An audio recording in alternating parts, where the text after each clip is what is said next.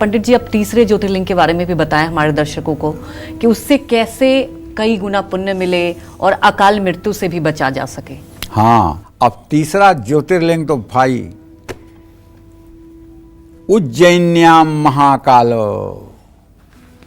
काल के दो अर्थ होता है। काल का एक अर्थ है समय और दूसरा अर्थ है मृत्यु।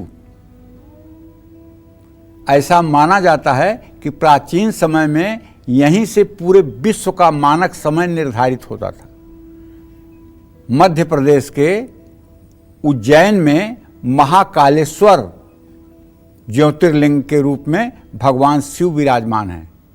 ऐसा माना जाता है कि भगवान शिव ने इस स्थान पर दूषण नाम के राक्षस का वध किया था। ऐसा माना जाता है कि उज्जैन की स्थापना खुद ब्रह्मा जी ने स्वयं की थी। आकाशे तारकम लिंगम पाताले हाटकेश्वरम भूलोके च महाकालो लिंगत्रयम नमोस्तुते। ये तीन प्रकार के जो आकाश, पाताल और मृत्युलोक में ज्योतिर्लिंगों का वर्णन है, तो आकाश में तारक शिवलिंग, पाताल में हाटकेश्वर शिवलिंग और पृथ्वी पर महाकालेश्वर शिवलिंग सर्वमान्य है। इसीलिए कहते हैं, मृत्यु से वो डरे जो काम करे चांडाल का, मृत्यु से वो क्यों डरे जो भक्त हो महाकाल का। जो महाकाल का भक्त होगा उसे कैसी अकाल मृत्यु, उसे कैसी दुर्घटना का भय। जो महाकाल का भक्त होगा सचमुच में वो मृत्युंजय होगा, मृत्यु पर जय प्राप्त करने वाला होगा।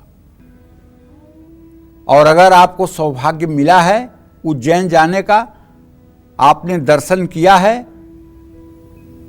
आप भाग्यशाली हैं।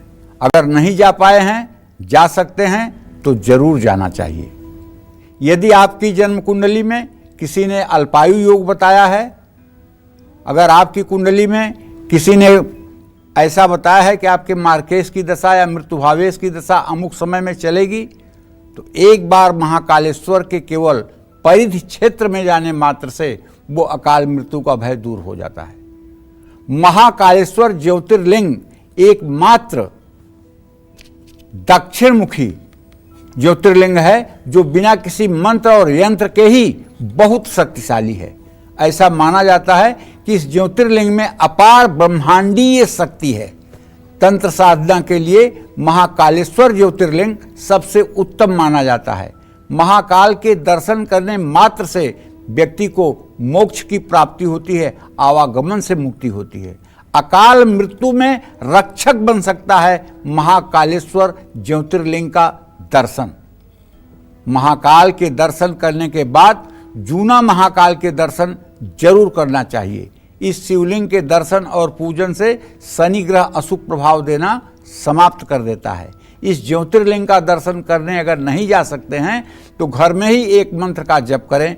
ओम कालांबिका पुत्राय विद्महे श्मशानवासिने धीमहि तन्नो महाकाल प्रचोदयात्। और अगर ये शिव गायत्री आप नहीं कर सकते हैं तो आपको यही करना चाहिए कि सौराष्ट्रे सोमनाथस्य श्रीशैले मल्लिकार्जुनम उज्जैन्याम महाकालम मोमकारम ममलेश्वरम परल्याम तु वैद्यनाथम च डाकिन्याम भीम शंकर सेतुबंधे तु रामेशम नागेशम दारुकावने वाराणस्याम तु विश्वेशम त्रयंबकम गौतमी तटे हिमालय तु केदारम घुस्मेशम च शिवालये।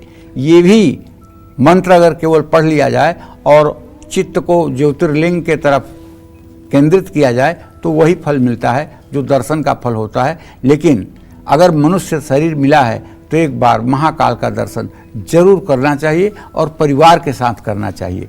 वहाँ की भस्म आरती का भी दर्शन करने से कई जन्मों के पाप ताप नष्ट हो जाते हैं, इसमें कोई संदेह नहीं है। जय मां विंध्यवासिनी।